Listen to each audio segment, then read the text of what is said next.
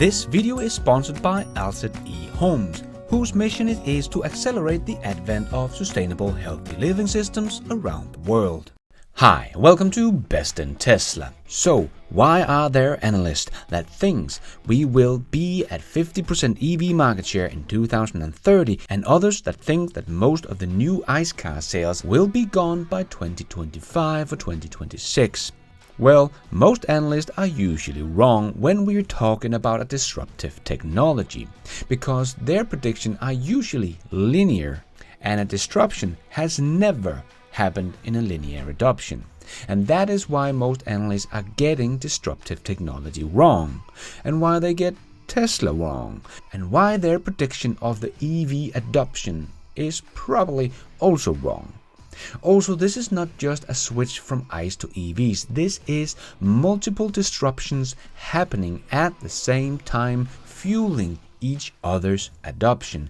So I would like to try to show why I think the prediction from the old OEMs and many analysts about the EV adoption rate is way off, and why we will see EVs take off in an S-curve and ICE will fall off a cliff. And we are about to witness it all unfold in the next couple of years. So let me tell you why, and let's dive right in.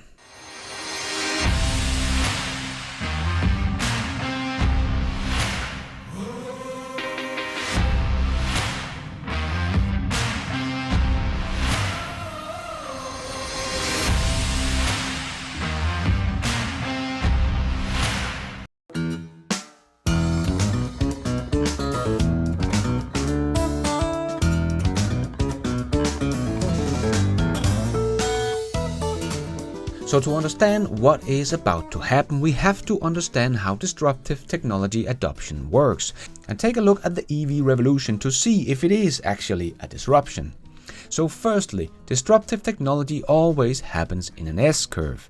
Not sometimes, but always. Disruptive technology has always come in an S-curve in our entire history.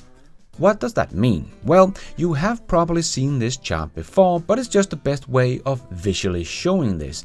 And as you can see, every new disruptive technology that has come along has never had a linear take rate. It grows in an S-curve. We are always talking about exponential growth rate. And we can also see that many of the newer technologies are growing faster than ever before. Some hardly had a curve in the beginning, but just shoot straight up, but will of course eventually curve off when the market gets saturated. And as you can see, there is kind of this magic number around 10% market share where most of these technologies are really taking off. And we have seen this before in the transportation industry actually, when we went from horses and carriage to automobiles. When we hit that 11% market share, it only took about 13 years to get to 81% market share. And that is typical where the S-curve starts to slow down again. And this was over 100 years ago, and it still happened in an S-curve. And the whole transportation sector changed forever. And I know there is a lot of so-called analysts out there that is trying to predict how fast some of these new technologies will take off. But many times they're trying to make a linear prediction. But if the technology is disruptive, they will be very, very wrong. Just like when AT&T hired McKinsey back in 1985 to predict what the adoption of cell phone would be. And they predicted that there would be 900,000 subscribers in 2000. But there were 109 million. They were off by 120 times. But this is just one example, but it happens all the time. Just look at the prediction of solar adoption here. The light gray lines are the predictions that were made every year from 2000 to 2018. They have never been right, as you can see here, because they never think of this as a disruptive technology, or they just don't understand disruptive technology or exponential growth. And this is what I also think is happening right now. Analysts and so-called experts are looking at this in a linear way, because if we set up a little chart here, we can see just how ridiculous it looks what most analysts think will happen. I use 70 million cars as 100% of the car market because that is where we are expected to hit this year. In 2020 we had about 64 million cars. In 2019 we were at 75 million cars. So I'll just keep it at 70 million cars for now, just to make this as simple as possible. So if we believe a 50% EV market share in 2030, as most old OEMs and analysts have as their prediction, this is the projection. Not much of an S-curve over this disruptive technology, right? But is that because this is not a disruptive technology? Well, let's take a quick look at that and then come back to this little chart and play a little bit more with the numbers. The short answer is, of course, yes, it is a disruptive technology, but the reason I think this will go even faster than maybe some of the bulls are even saying is because we have many disruptive technologies coming together at the same time. So yes, we are switching from ICE to EVs, and that is better for the environment and the air pollution in our cities, so many will do it just because of that. But EVs are also a much better technology.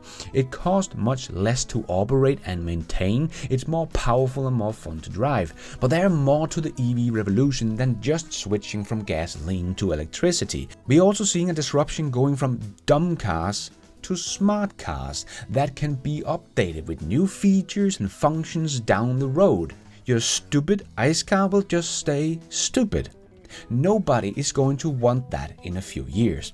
But there is still more going on here that will accelerate this even more, because EVs are still in their infancy, and so is the technology. So even though many are still saying that EVs are too expensive to buy, this will also change rapidly because battery price is continuing to go down.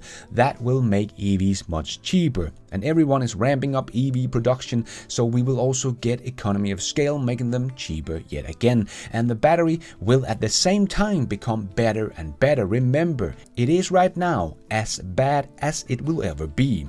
It will only become better, and therefore we will have EVs with more range, faster charging, better charging network is coming in the next couple of years as well, while they are getting cheaper than ICE cars. But there are more disruptions coming at the same time that will help this disruption to go even faster, because solar and battery storage is also getting cheaper and better, so more and more people are getting them on their houses and so on, and therefore pretty much running their cars on sunshine. Some people are already doing this, but it will become more and more common as the price continues to go down. And this will only make owning an EV so much more convenient than a stupid polluting ICE car. So it's not only a disruption from ICE to EVs, it is also a disruption of the entire energy sector, going from fossil fuel to renewables. That is happening at the same time, and Tesla just happens to be in both. If you haven't seen Tony Seba's presentation of the energy industry that he thinks is in $1 trillion bubble, you should, because then you will also understand why this will have a huge impact on the energy business and the transportation business. I also did a video on this topic. I will leave a link to it all below. And as always, put full self-driving in the mix and we will simply just have an explosion. But we will leave full self-driving out of this one, even though I believe full self-driving will be a part of this disruption. But even without full self-driving technology, we can see that there are many technologies that are disrupting many industries at the same time that will help each other to accelerate even faster. And we can already see that solar adoption and battery adoption is not happening in a linear way. It is already happening in an S-curve with exponential growth. But so is the EV adoption. You might look at the EV market share and think, but it's only about 4.6% in 2020. Yes, combined for the whole world. So that includes places where this revolution has not yet started. But if we look at where Europe is, for example, today, Not only Norway that is leading the way, because they made EVs the obvious choice by taxing the ICE cars heavily, so EVs became the cheaper option. But remember, this will happen eventually without any taxes or subsidies. But EVs will become cheaper to produce than ICE cars. Just look at Tesla, that already has a gross margin of almost 26% on their EVs already today at this early stage of this transition. And already next year they will come out with their car from the Berlin factory. That will be even cheaper to make because of the rear and the front casting and the new much cheaper battery. That will be even better in a few years time when they can get the economy of scale on those batteries as well. They will have an insane amount of margin on these cars, but that means they will also be able to push the price down by a crazy amount at some point. And then in 2023 they will also come out with an even cheaper EV at $25,000. So the price will come down, so we don't need any help from governments to lower the price, because the price will be the lowest and the obvious choice, just as we have seen in Norway. And Norway went from 20% plug-in market share at the end of 2015 to 80% by the end of 2020 in just 5 years. Others went for the magic 10% to 80% in just 6 years. And if we look at Europe as a whole, we can see we are actually already over the magical 10% market share in 2020. And just look at that steep climb from about 2% to 10% in just 2 years. That S-curve has already taken off even before we hit the 10% mark. And we can see China, which is also pushing very hard for EVs, is also at the beginning of the climb as well at 5.8% market share in 2020. And the EV revolution is only going to speed up from here on out, especially with Tesla's cheaper $25,000 EV coming online in a couple of years. And China is pushing their EV automakers to make as many EVs as possible. And every OEM on the planet is coming out with new EVs. And in 2020 we had 3.24 million EVs sold.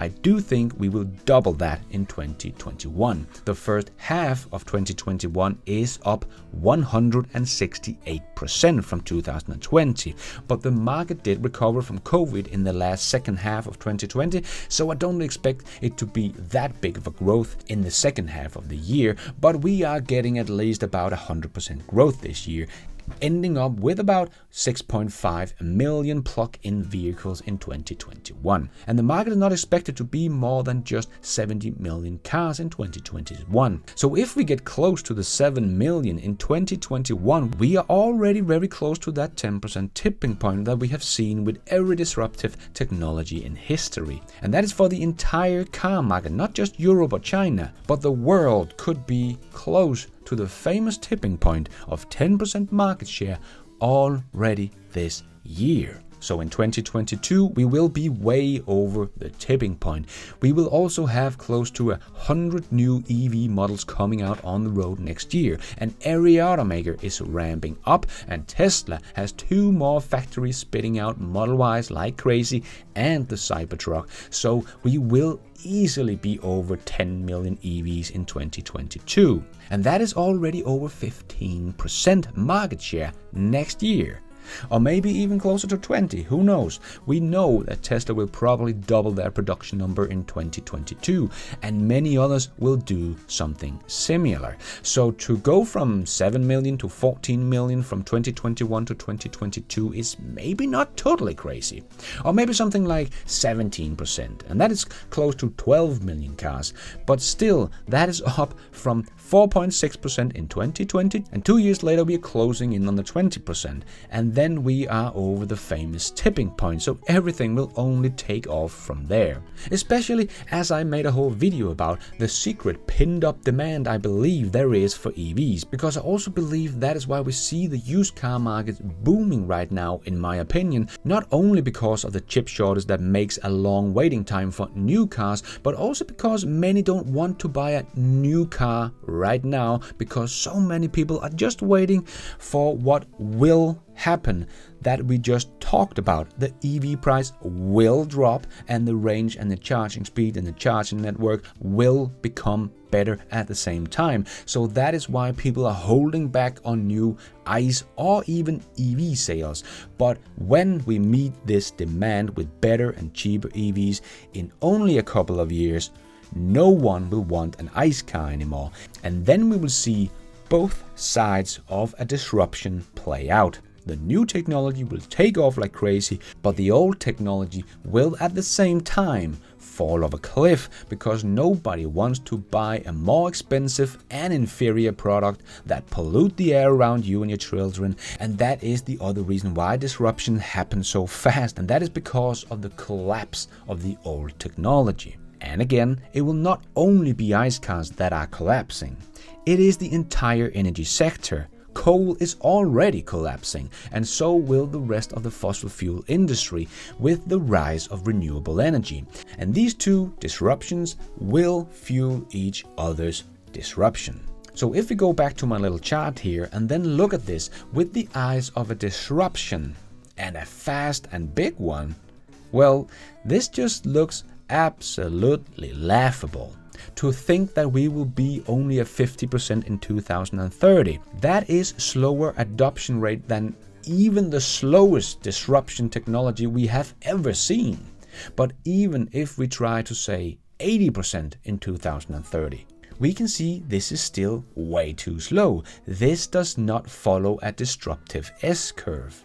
Not even close. This is still just a linear adoption. A much faster linear adoption than what people think will happen, yes, but not even close to an S-curve that we see Europe is already on. There's nothing linear about the adoption in Europe or China, and the rest of the world will follow. So if we try to put an S-curve on this chart, and not even a steep one, as we see in Europe, but a nice slow S-curve that actually is pretty close in 2021 to 6.5 million we kind of expect, and still only about 10 million in 2022. So still counting for the ramp up of mining and battery production that we know we need.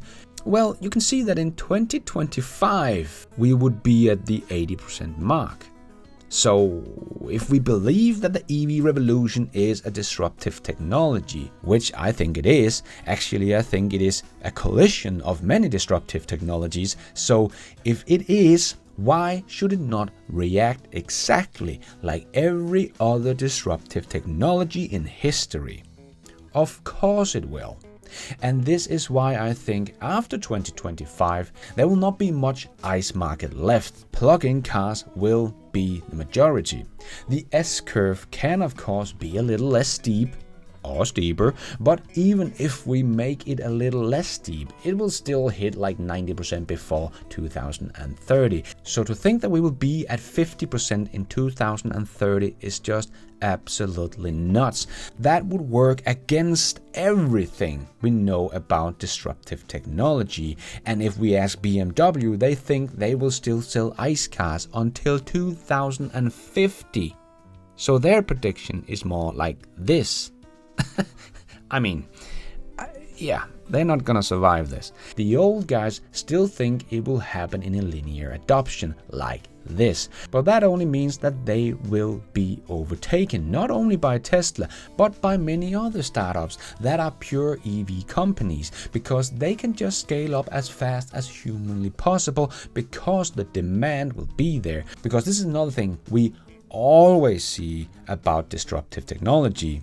It has always happened from the outside in. It has never been an existing company in the market that has made the disruption. And we very rarely see any survivors of the companies that has been disrupted, like Nokia, Motorola, Blockbuster, Kodak, and so many others. So if this disruption is going to happen anything like every other disruption we have had, it will happen much faster than most people expect, and there will not be many survivors of the old companies that are being disrupted. So this is why I really have a hard time seeing anyone that does not fully switch to EVs by at least 2030 survive this switch. That is why I don't think many of the old OEMs will survive, or if they do, they will be a much smaller company, and why I think that after 2025 there will not be much market left for those who are selling ICE cars.